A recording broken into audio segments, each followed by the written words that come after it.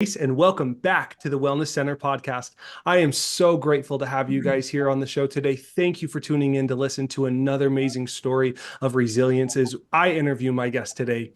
Guys, I have been so hyped about this guest. I have been waiting for this gentleman to come on the show for weeks, and I just can't even begin to explain how excited I am about my guest. So, guys, as you're listening to this today, I invite you to be thinking of someone that you know can benefit from the story shared from my guest today, and please share it with them, not only to help spread the awareness of mental health resiliency, but because this man's story needs to be heard. He is a force for good. He is a fighter. He is a warrior for the hearts of men, and he is just doing so much good in his community. So, without further ado, I'm going to introduce my amazing guest. So, firstly, he is a published author. He is a motivator of men. He is a fighter, and he is, in my opinion, one of the most exciting parts of him. He is a SWAT officer in Las Vegas. So without further ado, we have Allyn Goodrich on the show. Allyn, how you doing, bro? Holy crap, Chase, how am I supposed to talk after that intro? None of that's true. How are you doing today, but I man? appreciate it. Yeah. I do appreciate it. That's nice of you to say that stuff. Of course, brother. I am so happy to have you here today. I have been so excited about the show. How's the weather down in Vegas this time of year? Beautiful. That's why we're living there, man. It's beautiful. That's a good point. I'm up here in northern Utah, and we're just coming out of like 30 and 40-degree weather. So Vegas sounds great this time of year. Yeah, t-shirts and shorts, man, all the way. That's awesome, bro. So yeah, Allyn, if you could, please just give us some cookie cutter answers as to who you are and what you do, just so we can get to know you a little bit better. Yeah, my name is Allyn Goodrich. Like you said, I've been a police officer since 2006 in Las Vegas. I love my job. I had a super cool career up to this point. Got 6 more years left to go, but had a lot of fun in the detective bureau and kind of found my way into SWAT towards the end of my career. I'm a native Nevadan, grew up in northern Nevada mostly, kind of a country boy. But yeah, just outdoorsman. I like to do a lot of physical activity, and I really enjoy working and my newfound hobby with all this new journey that I'm on. So that's basically me. I'm a pretty boring dude. You are anything but boring. So the new hobby is book writing, right? Yeah, it certainly is. That's super cool, man. It's cool to see your willingness to share stories, right? And I've read the book, and for our viewers, as we talk about the book, you're gonna not only fall in love with Allyn, but you're gonna want to buy his book. It is so stinking good. It is so heartfelt. So that's awesome that you found that talent for you, man. I got to ask, just as a personal question, if you can't answer, that's okay. What did you do in the detectives? So I started out in a unit called the Tourist Crimes Unit.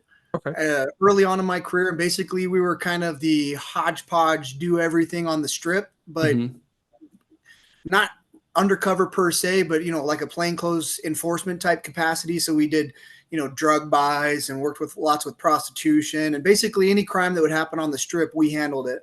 I went from the Tourist Crimes Unit to basically being a centralized detective of an area command. We called it patrol detective. Okay. And we basically handled everything from robberies, burglaries, you name it. We handled it unless it was homicide.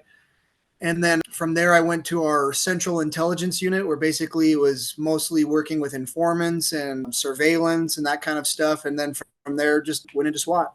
That's so cool, dude. So for those who don't know, I want to be a police officer really bad, and it's something I'm working towards. So I could pick Allyn's brain about this all day just out of my own curiosity, but I know that's not the point. The point here is mental health and destigmatizing it. So I'm really grateful for Allyn and his willingness to come on here. So I know you talked about being a country boy. What was the country like in Nevada for you? Was it like a cattle farm that you grew up on, or what was that like? No, I mean, my dad was a dentist, so I was never like the farm boy. But I grew up in a small town in northern Nevada called Allyn. So I don't know. People probably haven't even heard of it. I mean, it's a 1-horse, 2-stoplight town. So, riding dirt bikes and going hunting and camping, it was small town life. Everybody knew everybody. And yeah, just Allyn, Nevada was kind of where I had my early roots. And just big city life wasn't for me. It wasn't in the cards. Yeah. Okay. So what brought you to Las Vegas then? My dad moved to Las Vegas, moved our family there about my junior year of high school. Okay, nice. Was it just found a good dentist practice there that worked for him? Yeah. He closed his practice down and moved to Vegas. So Gotcha. Okay, cool. Well, I think this segues perfectly into kind of my first main question that I have for you, Alan. So take us back to a young you, man. When were some of the first times you noticed you were struggling with your mental health? To be honest with you, I had a good growing up. I think I had pretty much like the ideal picture perfect childhood. Mhm. And I don't think that as a child I struggled at all.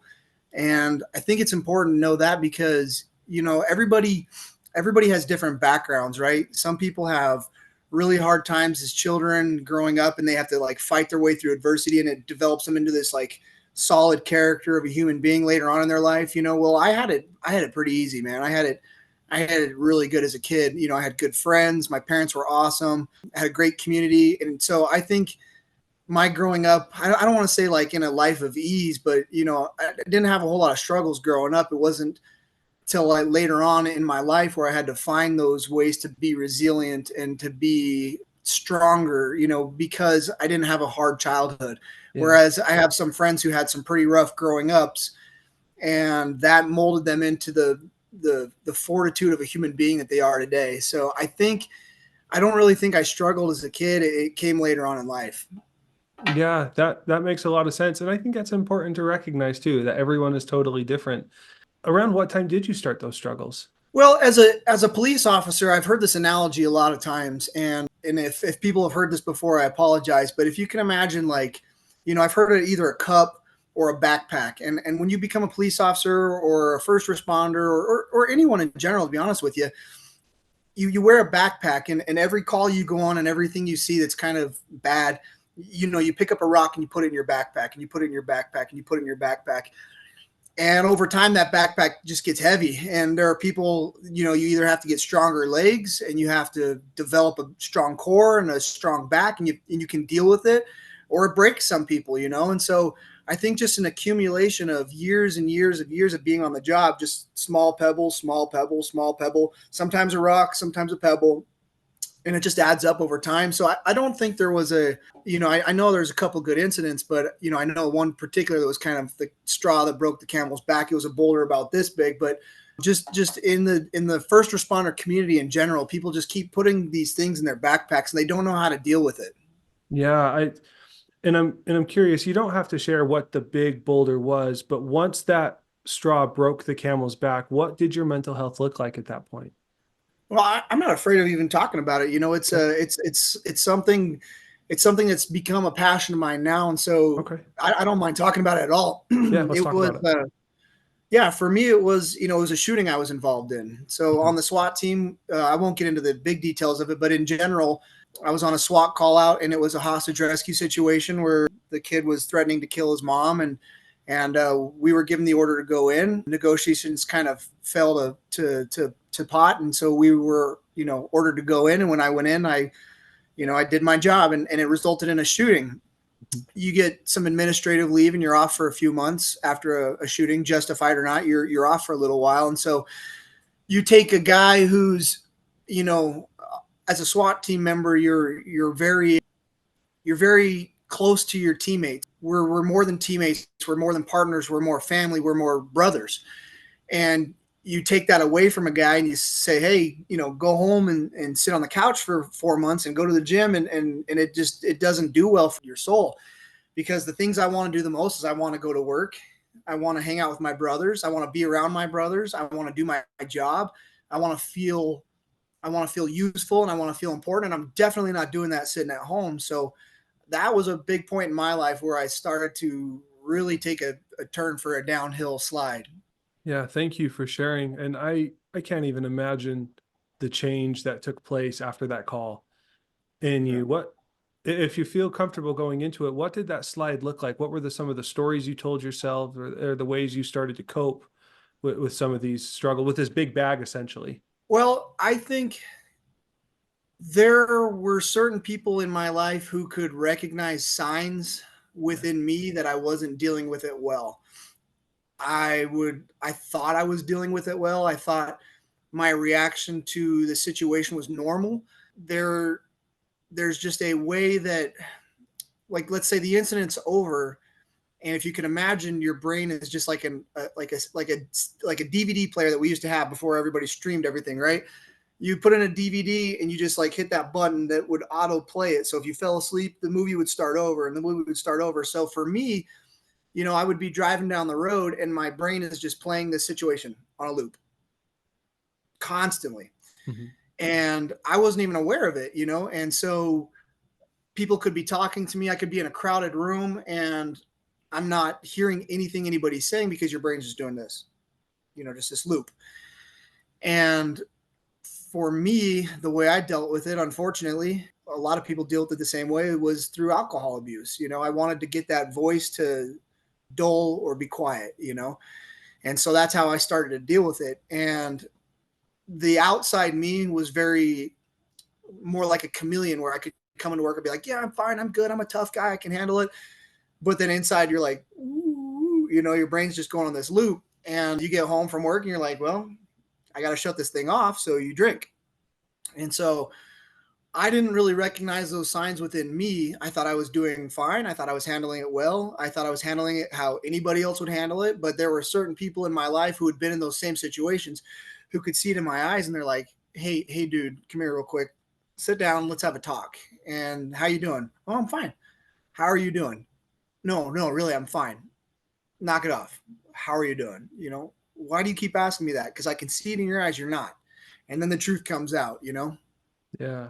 Yeah. That's great to have good brothers like that, men who know how to help you through that stuff. And I think that honestly segues perfectly into my next question, which is the hero's journey. So for those just listening, the hero's journey is essentially an extreme trial that someone has to experience or go through that ultimately makes them better because of it. So Allyn, you get to this point where these guys are sitting down with you and they're getting you to open up. And then you have, I'm assuming at some point, this realization, right, that you're not coping healthy. What happened then? It took somebody who knew my circumstances because they were in those same shoes to be able to point it out to me. And it's kind of weird because a lot of guys will sympathize with this and a lot of people will agree with me.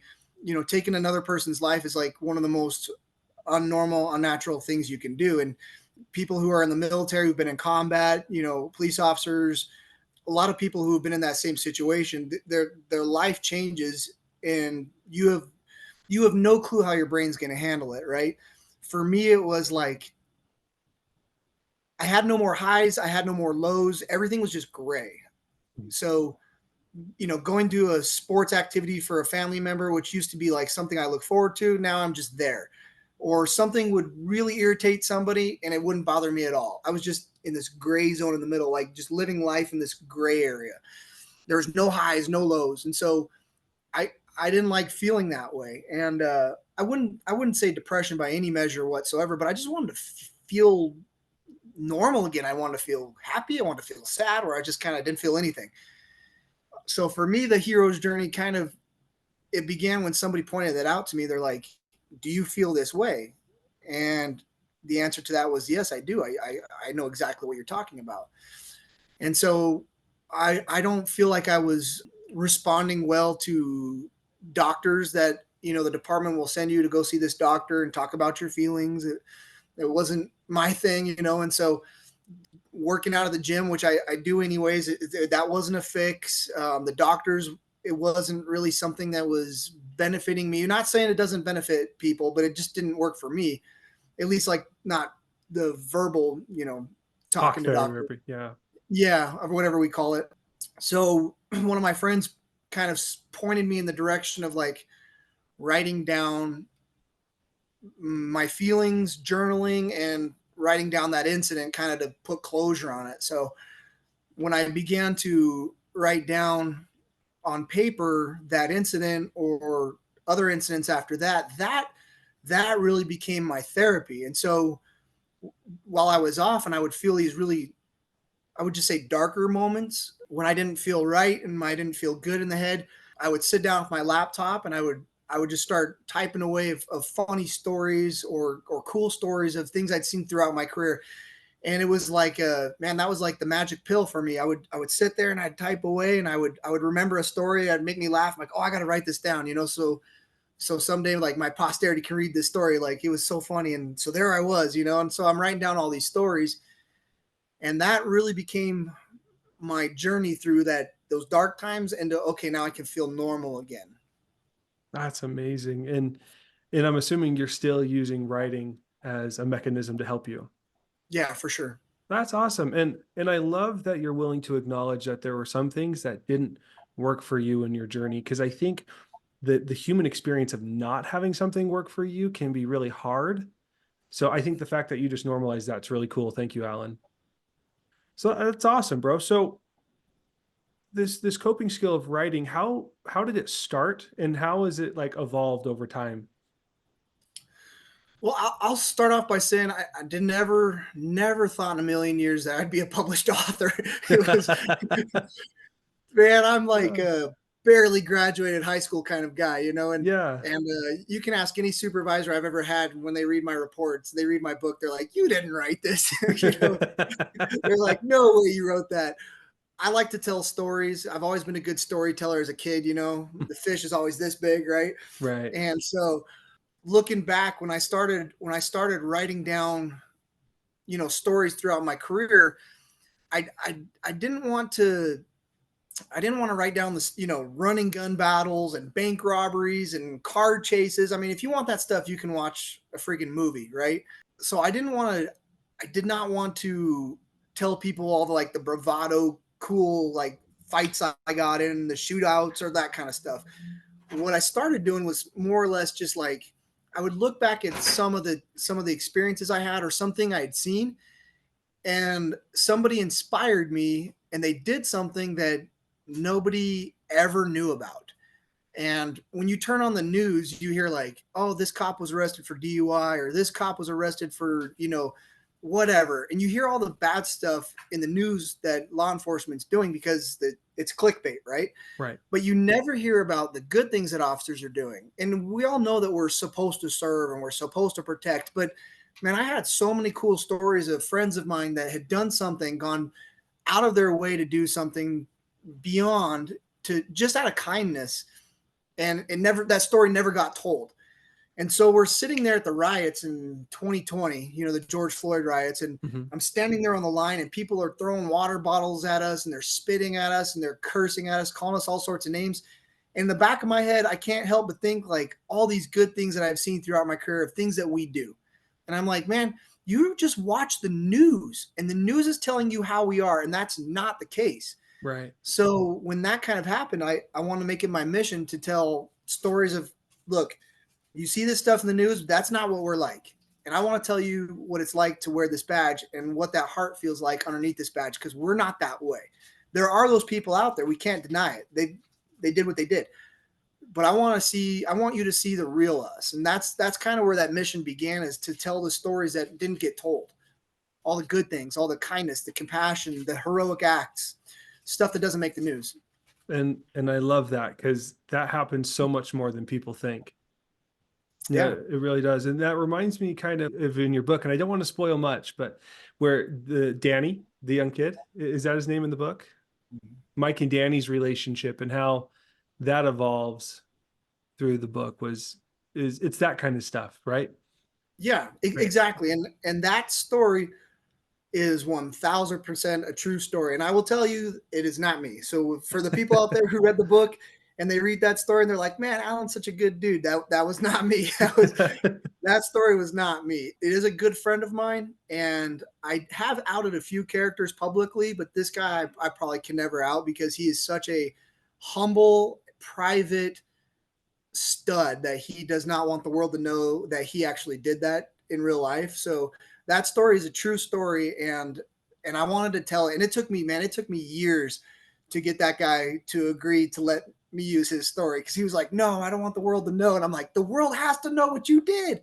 Yeah, So that's so cool. So this character Danny too, this young boy who had Officer Mike, in this story, do all this amazing stuff. Do you know much about where this Danny is at nowadays? I do. And is he doing good? He's doing good. Yeah. That's amazing. Yeah, guys, you're gonna have to go read the book now if you haven't, because this guy Danny in the book, he goes through some really amazing experiences and some really hard trials, and it's just it's a cool character. to watch. And it's so cool that it's based on a real story too. Appreciation for this journey. You've gone through so much, obviously, in your life, where all of these mental struggles that you've had to go through, learning to write, kind of looking back at everything, Allyn, what can you appreciate about everything you've gone through? It's tough to see the light at the end of the tunnel sometimes. When you're in those moments, and I know I talked about it on a different podcast one time, but I sometimes we like to use the analogy of like, have you ever been in a beach where there's like a rip tide, like Yeah. like Oh in yeah. California and in San Diego or something, and there's just a real bad storm offshore, and you're trying to play in the water, and this wave just hits you and tumbles you, and it's just this incredible force, and you're being thrown under the water, and you just struggle to come up for air, and you exhaust yourself. As soon as you come up from air, the next one hits you. So I like to use that analogy because sometimes it's hard to, when you're being tossed and tumbled under that water, to have hope or belief that there's an end to that struggle. And then the next one crashes you. So it's really, really hard to see that light at the end of the tunnel, but there is. Does that make sense? Yeah, there's hope. There is hope for sure. And when we're talking about mental health or resilience or strength, I know a lot of people sometimes just lose hope. A quick story, real quick. I remember years and years ago, we had this pretty incredible call out, and I won't bore you with the details, but long story short, the guy was kind of shooting at police officers. We got on scene. We surrounded the place with our armor, and as soon as we started calling, he came right out. And he was just a young kid. He's like 17, 18, 19, somewhere around there. He came out, and because he was shooting, we had kind of a really wide perimeter. And I remember walking him. Once he came out, we put him in handcuffs. We're walking him out to the patrol officers who were several blocks away because of the shooting. And I just remember this kid's just bawling, just crying. And he's asking us, like, why didn't you kill me? Why didn't you kill me? Why didn't you kill me? And I remember, like, I'm walking to the police officers over there, and I just remember, okay, this is one of those times where I can have a moment with this person. And so I stopped him like halfway there, and I just turned him towards me, and I'm like, look at me, dude. And he looks at me, and he's just bawling. I'm like, look at me. And he picks his face up. I'm like, you're not the person that needs to be killed by the police. Like, there are bad guys out there who make certain choices to do certain things. You're not him. And we don't want to kill a guy like you. You're the kind of person we want to get help. And him and I talked about that wave after wave. And he's like, I just don't know what to do. And I'm like, hold your breath, buddy. Just hold your breath. Know that the wave is going to crash you, and you're going to tumble, and you're going to be in the turbulent water, and you feel like there's no end in sight, but just hold your breath, man. It's going to recede. Come up for air and relax. But be mindful that behind it's the next one, and then behind it's coming the next one, and then be prepared for it. And you're going to have to live your life knowing that the next wave's coming. Yeah, I love that, man. I love hearing these stories of these moments where you just get real with people. Do any other like heartwarming stories come to mind that you'd Yeah, be willing to share? I got one that I didn't put in the book if you want. Yeah, let's hear it, man. I would love All that. right. Please. All right. So I had a supervisor when I was a patrol cop who was just like this 38-year patrol supervisor, just salty, grumpy, mean, and such a not pleasure to work for, man. He just very sharp and very direct and very blunt and great cop. Phenomenal supervisor, but not the guy you want to hang out with after work. And he scared the crap out of me. And I'm just a brand new cop, right? Mhm. And I remember it was Christmas Eve, and we had these computers that were about this big back in the day, and it wasn't even really a touch screen, just kind of like, this is back in 2006, 2007. And I get a message on my screen that says, like, meet me in my office right now. And it's Christmas Eve. And I'm like, man, can I just have like one day without you yelling at me, And like, I trust me, for those people out there that know me, like I give my bosses plenty of reason to yell at me, but I'm, I'm thinking in my head, man, it's Christmas Eve. I don't want to be yelled at on Christmas Eve. Just leave it alone, man. Just give me one day without chewing me out. You can chew He's me like, out on the 26th. yeah, let's do it a Please. few days later. So I get this message, meet my office right now. So I'm like, oh, it's like 10 o'clock at night on Christmas Eve. So I drive my patrol car back to the office. He's in his office, kind of like hands on his hips and kind of like shaking his head at me. And I'm like, okay, I know I did something wrong. What did I do? He's like, come in my office. And I'm like, all right. He's like, shut the door. So I shut the door. And on the back of the door is a Santa Claus suit. And so he like puts these red pants on. He puts his shirt on. He takes his gun belt off. He puts his hat on. And he's like, come with me.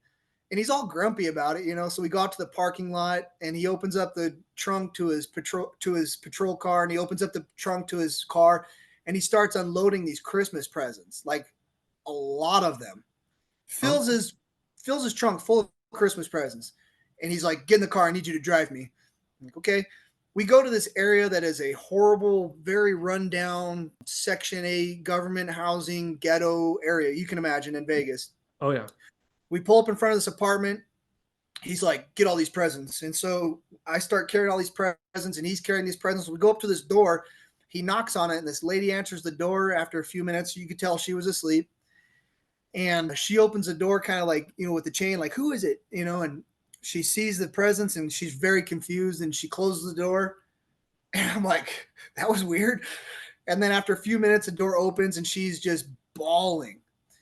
So he's like, ho, ho, ho, Merry Christmas. He totally changed into Santa Claus, right?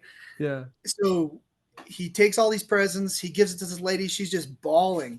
And he's like, gives her a hug, and he's like, Merry Christmas. And we turn around, we walk out, and we get to the patrol car, and he looks at me. He's like, don't you ever tell anybody I just did that. I'm like, don't worry, dude. I won't. Now I'm telling, you know, whoever's watching this podcast. But what had happened the shift before, he was kind of going through the reports of the swing shift officers, and we were graveyard shift. Mm-hmm. And he was approving the reports, and he had seen a burglary report from this house. And in the burglary report, it listed every single item that was taken from this lady. You know, PlayStation 2, chessboard, bike, baseball bat, like everything was listed out. He goes to Target and Walmart and bought every single thing on that list and took it to that lady's house. That is, guys, that is what real police officers do. And he never told anybody, and nobody got any credit for that. And that's the things that people do. And there's a lot of that out there. Yeah, that's not uncommon. No. No, it's not. And so how about this, Allyn? What about a story like that, but something you've done? No. Police officers are humble too, guys. I'm still looking for those moments. Okay, fair enough. Fair enough. So for those, Allyn, just getting into the realm of mental health, what advice do you have for those people? As in people who are struggling themselves, or people who are witnessing it for somebody else? For those people just learning that they're struggling with their own mental health, what advice do you have for those people? Well, first of all, it's kind of like, you know, when you talk about when you have a problem, the first thing you have to do is recognize that you have a problem, be it alcohol, substance abuse, mental health issues. You got to be well aware of it, you know? So look in the mirror and realize that you're not okay. That's the first step. If you don't recognize it, then you can't do anything about it. You can't help it. But be honest with yourself, if anybody. So look in the mirror and see you are not right, and admit it, and then own it. You don't have to like publicly announce it. You don't have to tell all your friends, but at least tell yourself. So I think that's the first step. You know, if something's not right, look in the mirror, be honest with yourself, and be like, all right, I'm not good. That would be the first step. The second step, and I'm no mental health professional whatsoever. I don't claim to be. I can only speak for myself. After you recognize it, start to seek out avenues that will work for you. And that could be anything. Some people it's talking to a doctor. Some people it's talking to a friend. Some people it's going to the gym. Sometimes for me, it was writing, right? But look for avenues that could possibly help. And don't be afraid, you know, like if yoga intimidates you because that's what chicks do with yoga pants, like try it out. Like it may help. Who knows? If meditation may help, like try it, you know, look for avenues to find a way to help. Now, recently I became pretty good friends with a guy named Brian Murphy. And I don't know if you know who Brian Murphy is, but he is the police officer who stopped an active shooter in Wisconsin. The Sikh temple shooting where 6 people were killed, he was the first person who arrived on scene and he was shot 15 times. The first round hit him in the jaw, shattered his jaw, and got lodged in the back of his neck. The next shot blew his hand off, and he was basically executed, but he survived, and he stopped that shooter. I ran into him in Las Vegas recently, and him and I we had a heart to heart of heart to hearts. And the struggles that guy went through are leaps and bounds beyond anything that I've ever experienced.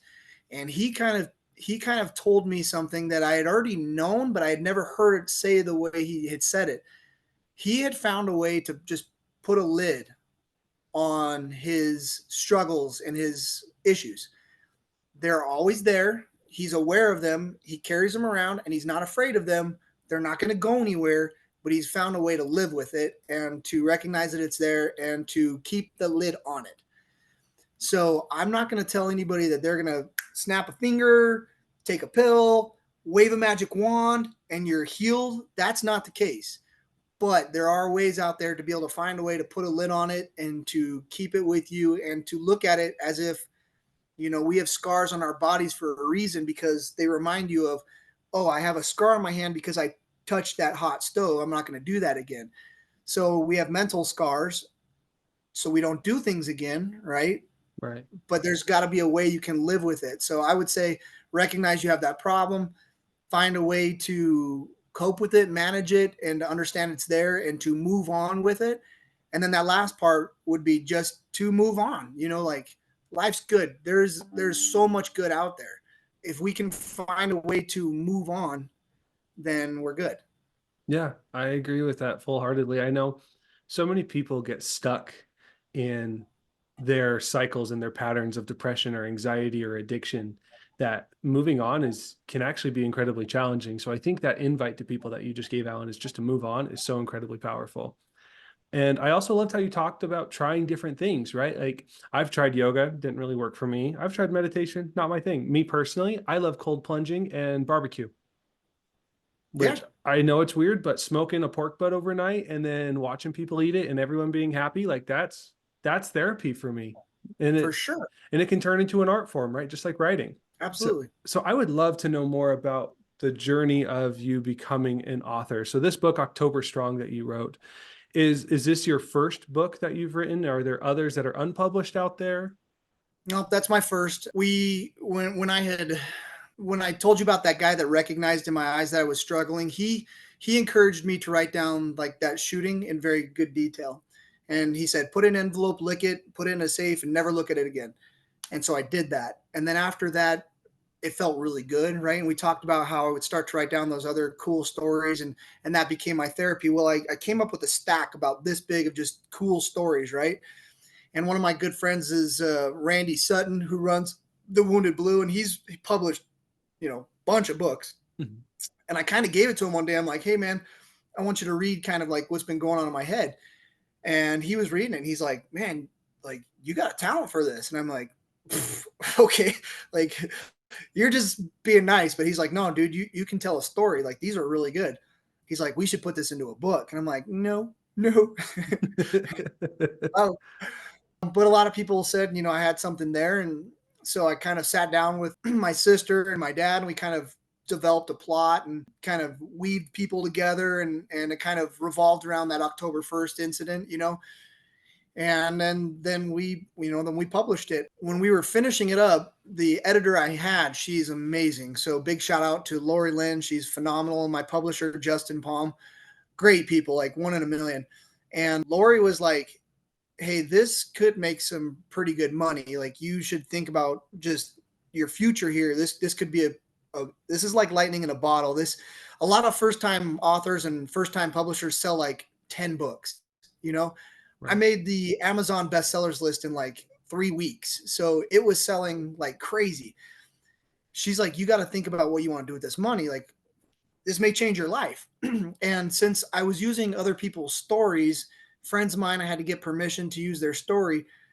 I just felt really gross and dirty thinking that I was going to make a bunch of money telling someone else's story. It didn't feel proper. It didn't feel right. Right. And so we decided to give all the money 100% to the Wounded Blue. That So is amazing. yeah, originally I said I was going to give all the proceeds to the Wounded Blue because I sunk a bunch of cash into my personal cash to write this, and I was going to pay myself back and then give the Wounded Blue. But after the checks started coming in, I'm like, you know what? I'm just going to eat the money I spent publishing this thing, and I'm just going to give it all to the Wounded Blue. So we have given every single flipping last red cent that I've gotten from this book, we've given to the Wounded Blue. That is amazing, Alan. You are such a good and humble guy. I know you'll probably deny it, but it's true. So from conception of this idea to publish, what did that time frame look like? It's a lot longer than I thought it would have taken. When you work on a book, you write it and then you give it to somebody else and then they make adjustments and then you go back and you read it again and then you make adjustments and then you give it to somebody else and this goes back and forth. So I mean, I probably read this thing 150 times before it was like ta-da. And so when actually I got the book in my hand, when it was finished and done, I was like, I'm not reading this thing. I've read it too many times. There's no way I'm reading it again. It took forever. I didn't understand the process, like editing and formatting and the creative art. And so it was super new to me. Now that I know the process, if I do something later on down the road, it won't be as difficult. And I have that great team. And the last thing I got to say on that is they are my stories and I'm a great storyteller. But a book like this, when you read it, and you did, how it flows and how good it is, that's because of the team that I had. The editors were phenomenal. The formatters were great. And it went through several editors. So it's not like when you see a book and it's got that guy's name on it, like he should not take the credit. He or she, they shouldn't take the credit because there's like a bunch of people who make that thing what it is. And you just, for some reason, get the credit. That's amazing. And yeah, what a powerful experience. And for those who haven't read the book, I know they've heard a lot about it through the podcast. What does the book talk about?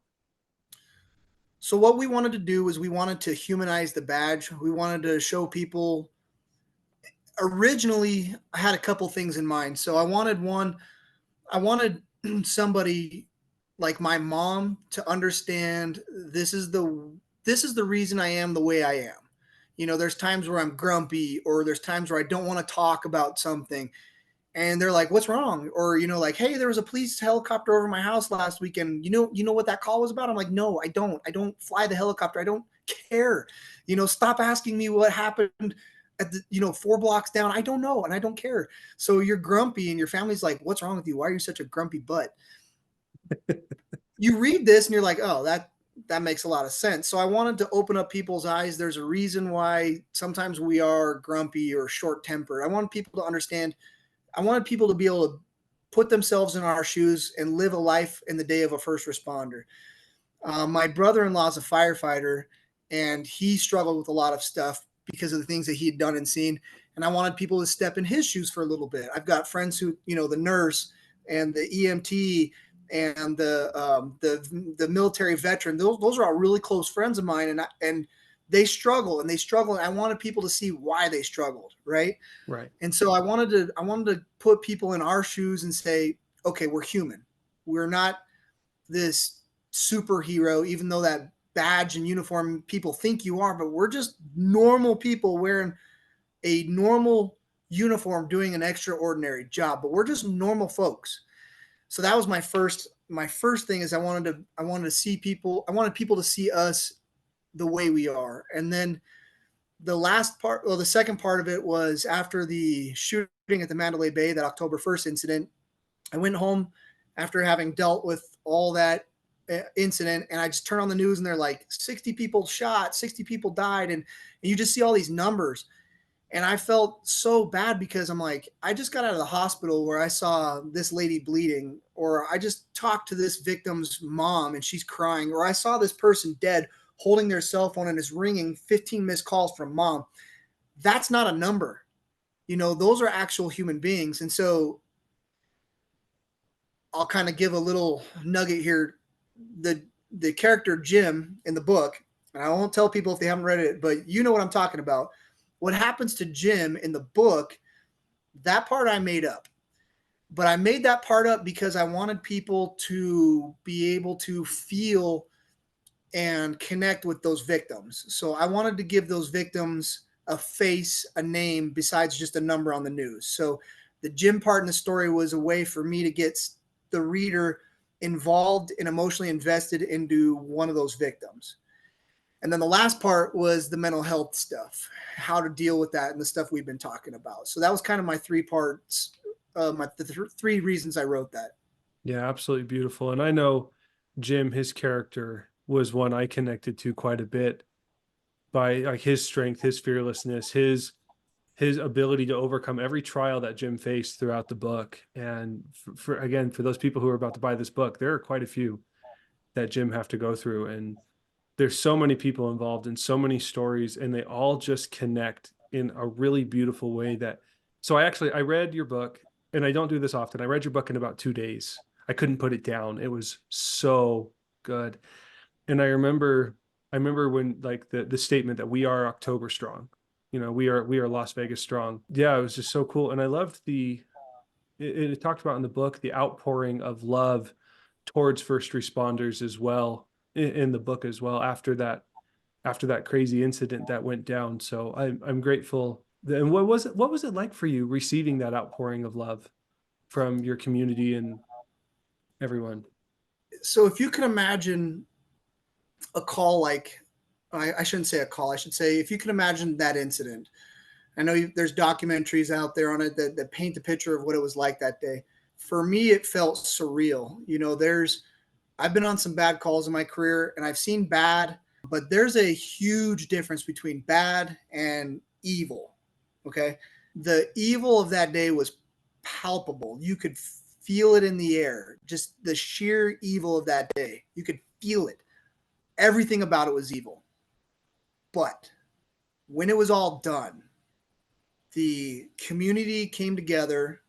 The hotels put victims up in their rooms without any end in sight for free. There were lines miles long for people to give blood. The financial donations from the city and community were enormous that people were fighting over for years to come. The good that I even saw during that day with people helping out, people lending a hand, concert goers offering rides to victims. It was insane. The good overshadowed the evil that day. If you can imagine, as evil as that was, the good was higher than that. And that's something that's really hard to describe. And I tried my best to paint that picture at the end. As bad as it was, there's way more good out there than there is bad. You look at like natural disasters, a tsunami hits, an earthquake. It's bad, but what do the people do? Everybody comes out to help. Black, white, Hispanic, gay, straight, Republican, Democrat. Everyone is working together to help, just to help. And we lose sight of that. You watch the news and you get brainwashed by how bad we are and how divided we are. We are not divided. I'm not saying this because I'm an optimist, like I got my head buried in the sand of optimism. No, like I'm a realist. I get that there's bad out there, but we are good. And there's like so much humanity in everyone that I'm very hopeful. People are talking about this election is going to be a doomsday no matter who wins. It's like, that's horse crap. We're going to make it through because we are good. There are good people out there who want to do good things. So there's a lot of faith and hope in humanity to move forward. And that's kind of what we wanted to paint the picture of. And I think you did that beautifully, Allyn, in your book. And even in this episode today, you've really shown us how people can be good, even with that sergeant who we will not name. Nope. Mr. Santa Claus. Well, Allyn, thank you so much for taking time out of your busy schedule and your busy life to come onto my show and to share parts of your story and the stories of others and everything. I want to know a little bit more before we let you go about the Wounded Blue. Can you tell us about this nonprofit and why you decided to donate every penny to him? Yeah, the Wounded Blue is the largest peer support group for injured and hurt officers. They take care of they come into play where like a workers' comp case would not. So in Las Vegas, we're super spoiled. Like if I got, heaven forbid, my leg cut off at work, we're such a large agency that my department will take care of me to the end of the days because we are so big and we have such a good foundation of taking care of our officers. There's not that many officers out there that are as spoiled as we are in Vegas. There are departments that are like 3, 4 man, and so if an officer gets hurt on one of those departments, sometimes their department's limited in how they can take care of that person, which is so unfortunate. So a lot of these officers from smaller agencies who are getting hurt and their department is just handcuffed in what they can do, the Wounded Blue steps in and they take care of them. So they're providing a lot of support for guys and girls who are hurt, be it injured, mental struggles people have, peer support, and they just really come into play where a department can't. So that's kind of their mission, and it's ran by Randy and a bunch of, so all the people who are involved in the Wounded Blue, they are all somebody, like Jason Sheckerly, all those guys who are really famous for being very much heroes within their own capacity. These are guys who have been shot, stabbed, burned alive, you name it. Their peer support group has been through it. So when the people contact the Wounded Blue, the folks that help you out know what they're doing. And so that's what we wanted to do, is we wanted to just support the Wounded Blue as much as we could with this book. I love that, Allyn. Thank you so much. And again, thank you so much for your time. I really appreciate it. Last question, where can people get your book? They can get it on Amazon, or they can get it on Barnes & Nobles, or they can get it on our website that we have set up, which is octoberstrong.com. Okay, I'll make sure all of those are in the description for the show so people can get it. Again, Allyn, thank you so much for your time. I really appreciate it. And for my viewers, if you haven't already, please make sure to like and subscribe to the channel so you can get updated on all of the weekly videos that we bring in. Allyn, of course, was a rock star today, and his story is one of gold, one of humility, and one of resilience. So I'm so grateful that he was willing to come on. And yeah, please make sure to share this episode as well with your friends and family. If you want to come on the show, just understand that no story is too big and no name is too small. If you do have a story, I want to share it all, you can contact me at chase@thewellnesscenter.life. If you want to know more about what I do on a day-to-day basis, please go to www.thewellnesscenter.life, where red light therapy will rejuvenate every cell in your body one session at a time. Again, thank you so much for tuning in. Have a great rest of your day, and we'll see you guys on the flip side. Peace out.